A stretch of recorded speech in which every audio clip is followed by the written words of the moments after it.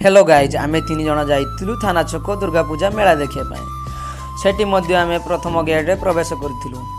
प्रथम गेट प्रवेश करी आमे मध्य जाइथिलु लाइट गेट भीतर पटकु। लाइट गेट भीतर पटकु जाई आमे जाइथिलु पेंडल सामना पटकु। पेंडल सामना पटकु जाई आगे आमे देखिलु कि पेंडल मध्य बहुत बड़ एवं बहुत सुंदर देखा जाउथिला।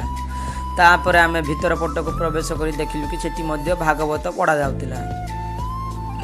तापर मध्य आमे चप्पल स्टैंड रे चप्पल रखिथिलु। चप्पल रखी आमे सीधा जाइथिलु मंदिर भीतर पटकु। मंदिर भीतर पटकु आमे जाई दुर्गा माता को मध्य दर्शन करिथिलु।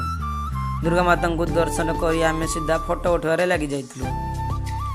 फोटो उठाई आमर किछि मिठा किनिबार थिला तो सेति पे आमे जाइथिलु जिलापी दुकान को जिलापी नवा पाए। सेठी जाई देखिलु कि गरम गरम जिलापी छणा जाउतला तो सेति पे आमे मध्य केजे जिलापी नेइथिलु।